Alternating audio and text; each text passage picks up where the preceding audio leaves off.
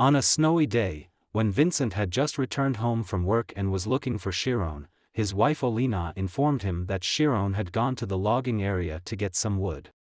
Vincent is taken aback by the fact that Chiron is still gathering wood despite that it is snowing, and he suggests that he'll head out to look for Chiron.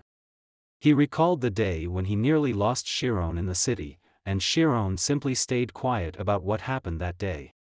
Chiron thought back to the incredible experiences that day brought forth. Whether it was a blessing or a misfortune, it was clear that there was no going back since he had crossed the line. He is unable to cast the magic he unconsciously cast that day, but he is still able to access the spirit zone. Chiron destroyed the trees in a single strike. What Chiron succeeded in doing was called a thunder strike, which was considered a legend among lumberjacks. Chiron thunder strike surprised Vincent, who was hiding in the trees. Vincent is overcome with emotion as he looks to his son, wondering what he can possibly do to give Chiron what he desires. Chiron's eyes shone with intensity as this was the most motivated he had ever been, and he focused on digging into the spirit zone, which was the only thing he could do. And he thought for the chance to practice magic will come one day. 3 years had passed, and he was now a 15-year-old boy. He had grown greatly and had a face handsome enough to turn heads. Chiron, who had wielded his axe in a variety of ways during the previous 3 years, was finally getting it. Chiron's eyes changed for a moment as he swung at the dent with a strong force, unlike before. Following the sound of thunder, the tree fell down. After finishing his quota, Chiron entered the spirit zone. The shaking of the bushes was felt, the sounds of worms wriggling, and the sound of osmosis from the trees entered his ears vividly. It was as if the earth had assimilated into him. Nature changed constantly, and Chiron felt it. The 5 hours of savoring the dynamic world went by in an instant. After completing his meditation, Chiron split the wood into pieces and carried it. Arriving home, Chiron found a carriage in the yard and examined the stable. 2 white horses he had never seen before were eating the fodder. Entering his house, no usual greeting welcomed him and the atmosphere was strange. His mother's face was dark, and in the living room, an old man he saw for the first time was talking to his father. Vincent instructed Chiron to greet the Ogent family's deputy butler. The old man approached and proclaimed he is Temirin and came to see Chiron. Chiron politely greeted back.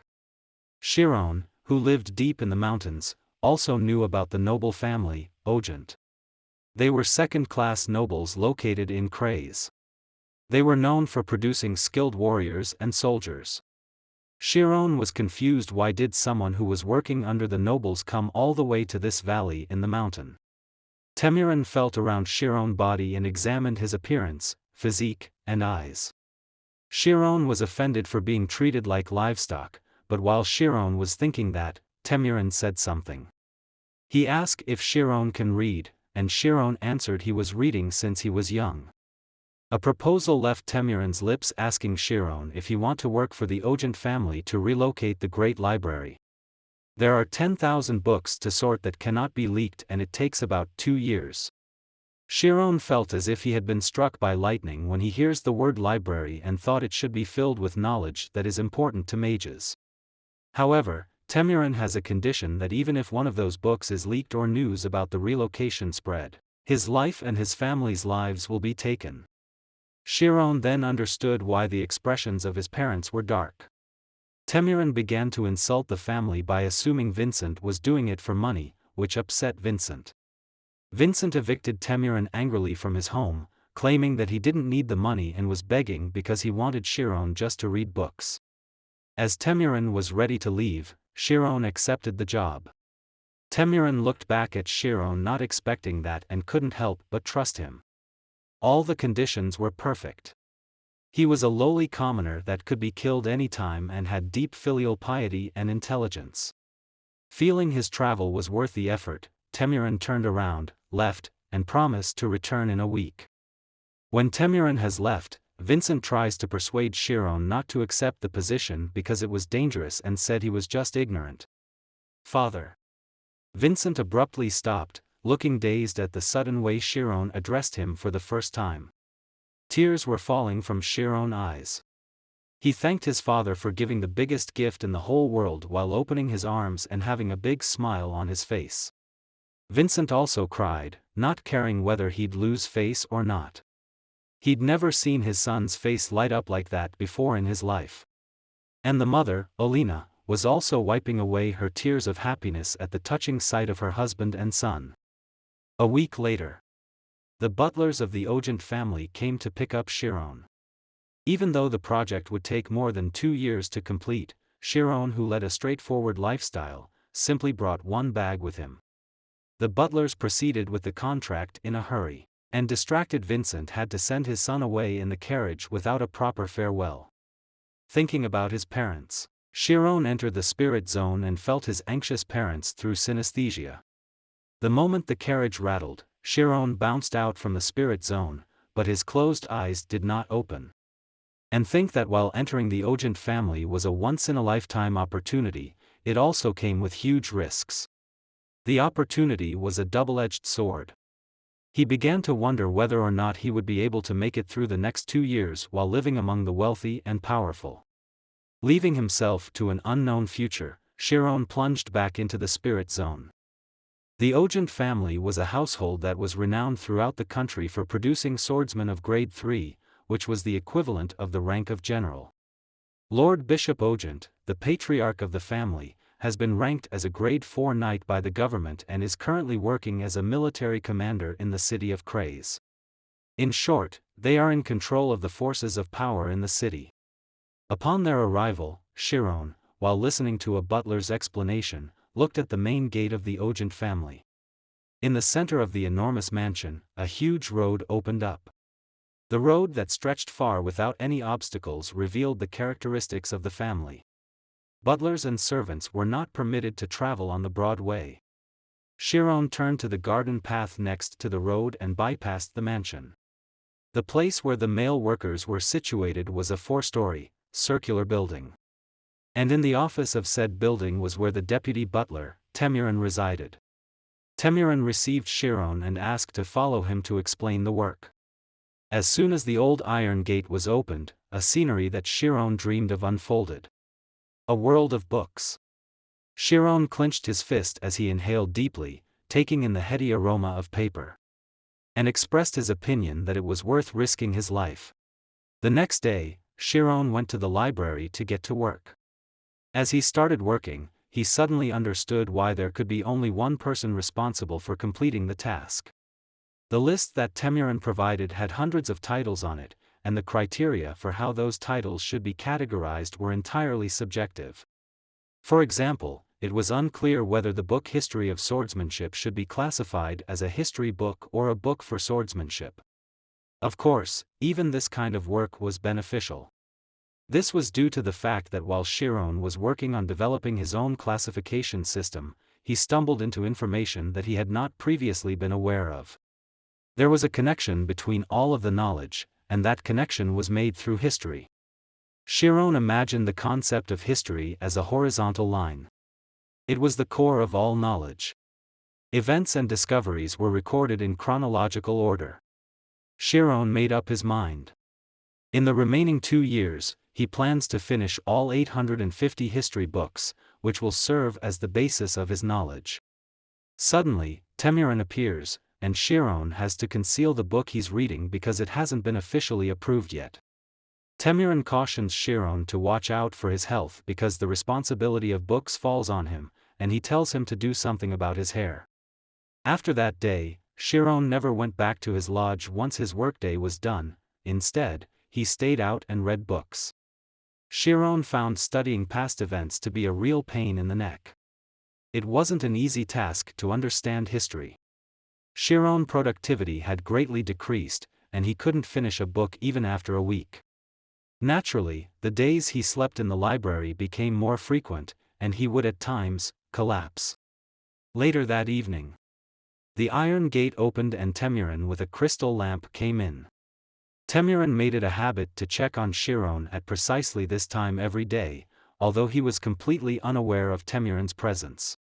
His eyes turned to the book at Shiron's table. Temurin exclaims, "It's the same."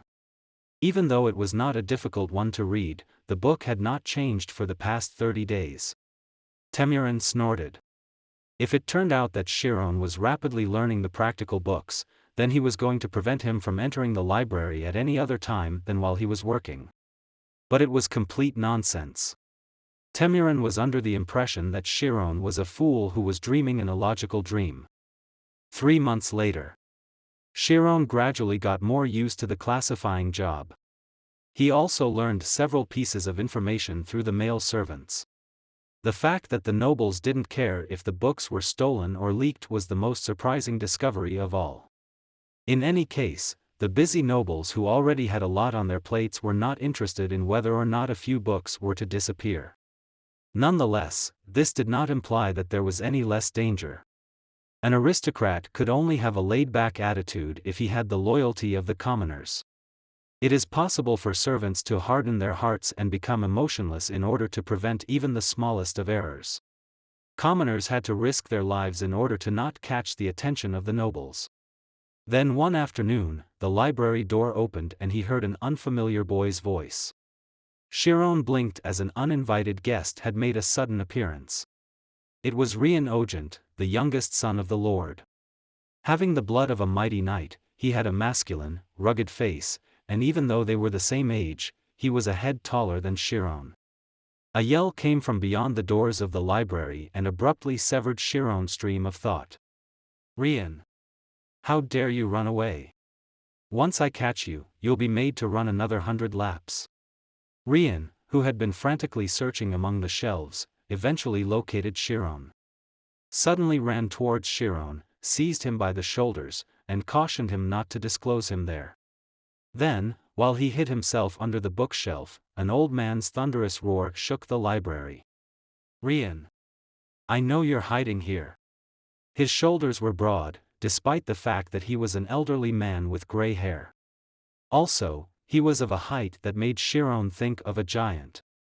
The elderly guy inquires of Chiron on the blue hair that has entered. He was familiar with the youngster with the blue hair. Chiron had the intention of changing the subject by asking the veteran who he was, and why he looked for the youngest master. Nevertheless, the veteran was able to see through the boy's head.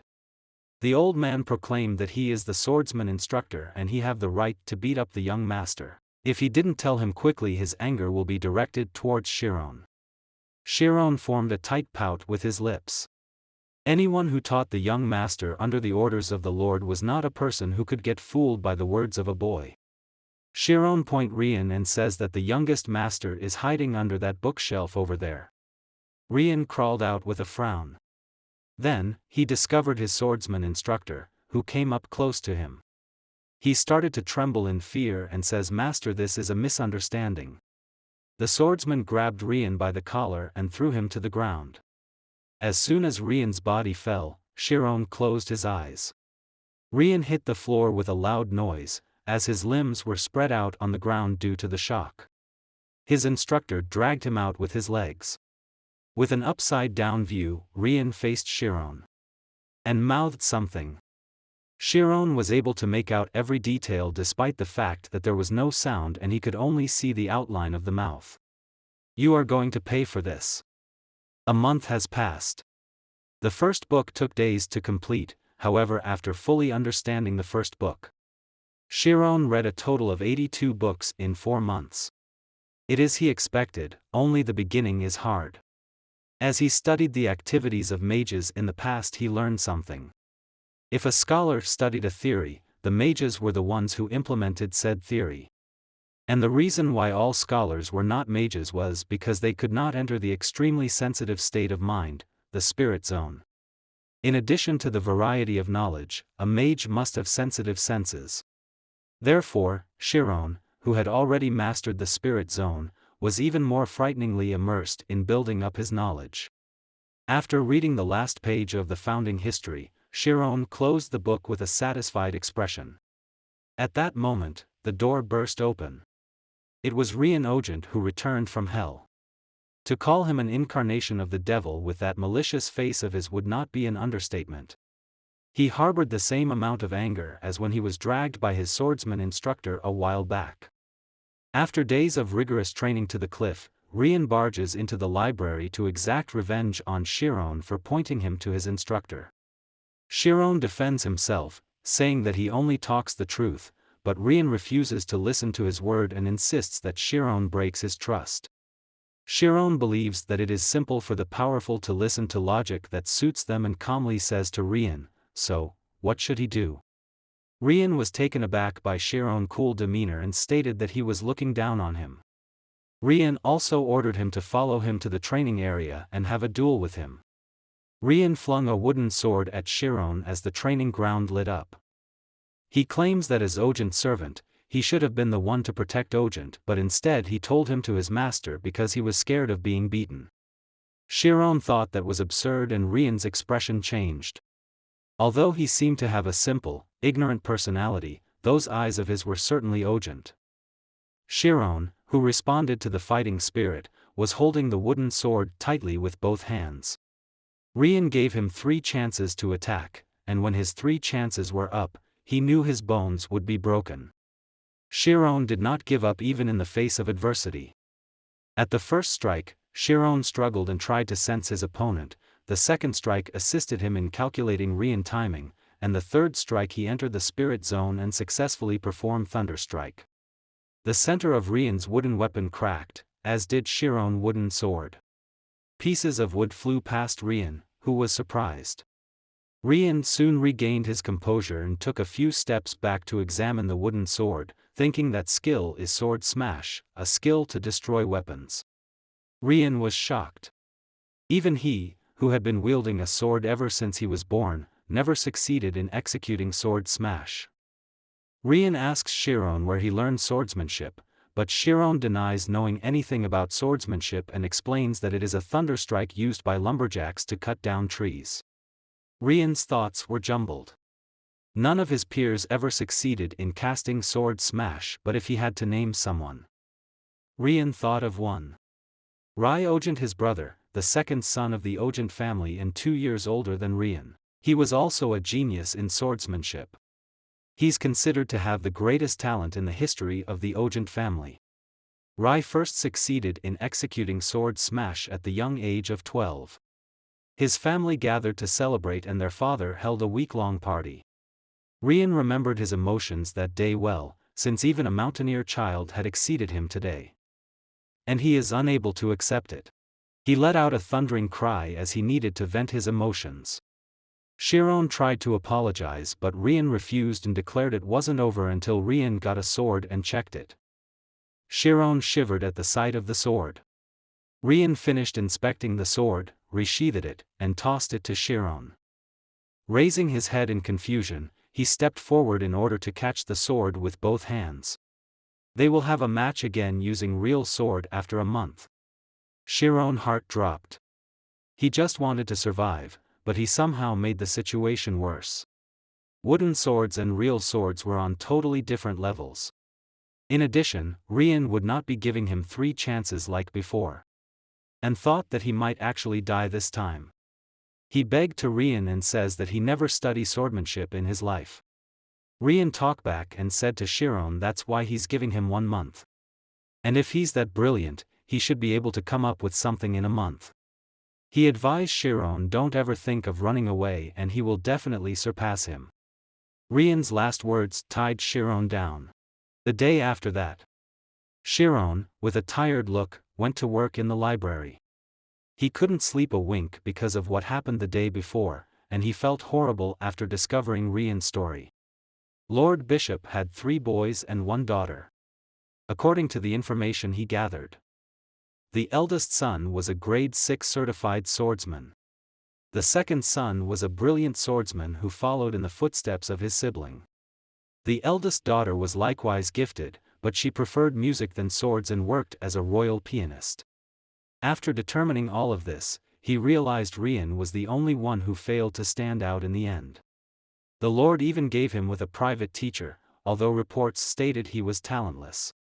It was natural that Rian, who had been compared to his brother all his life, was angry at the thunder strike. Chiron reasoned that because he lived in the mountains, he was confident in his stamina and level of fitness, and that if he learned self-defense, he would be able to save his life. After putting aside the history books for the time being, he collected all the books related to swordsmanship.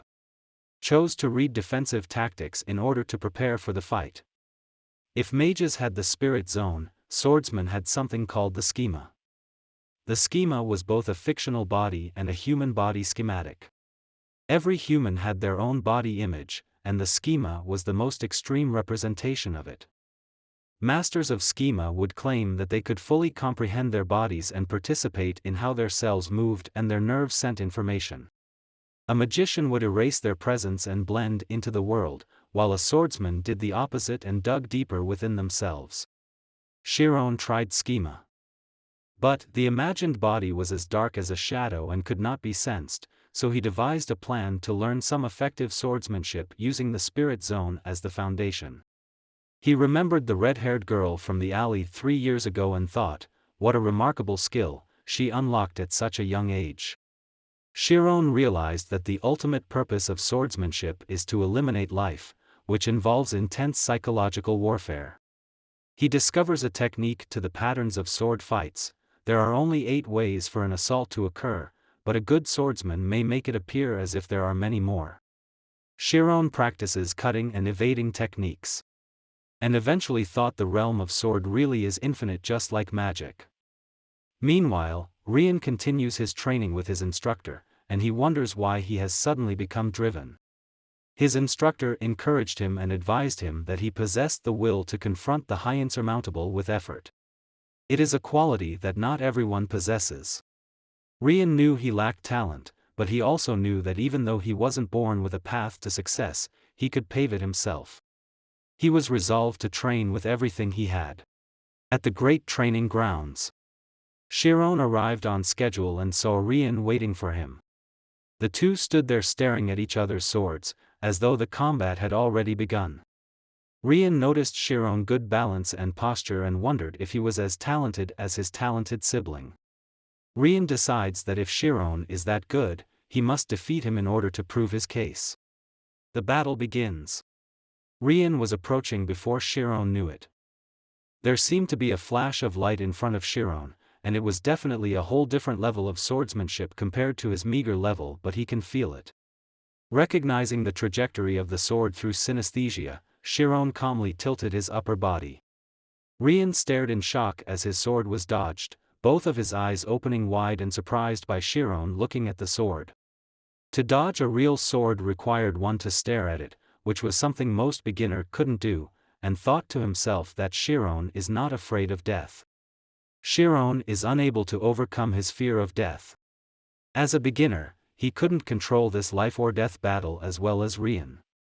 Death, the source of that fear, is however in the future. The future is merely an illusion that doesn't exist yet.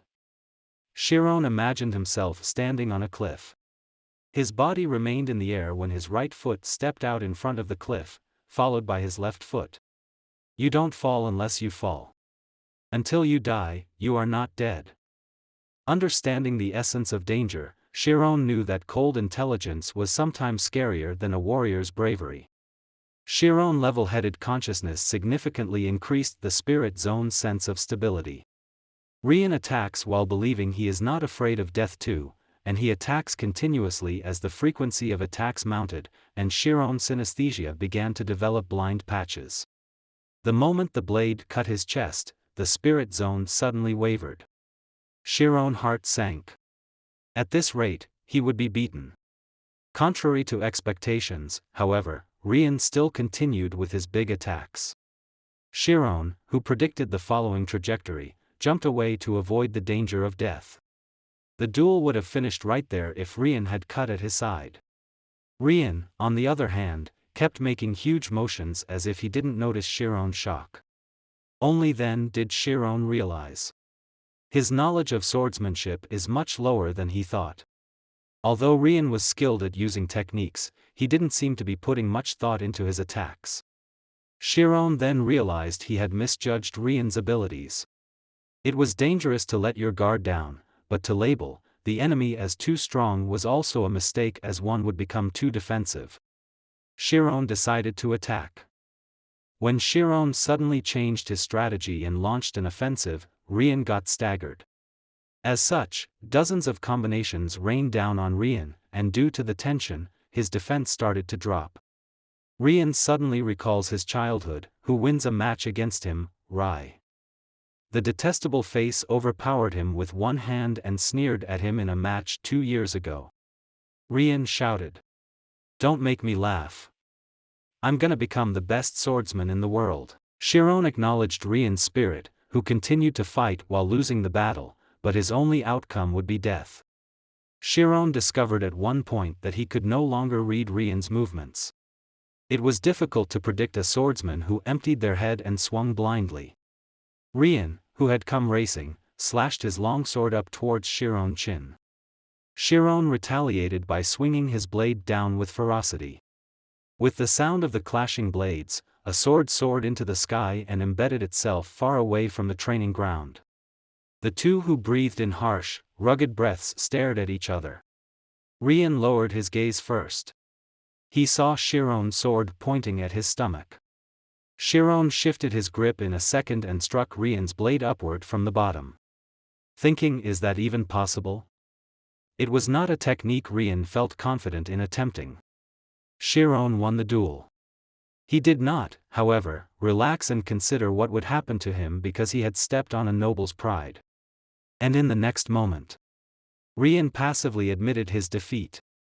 His malice disappeared, and instead, Rian just scratched his head roughly. He trained past his limits and fought as best as he could, so he didn't have any regrets.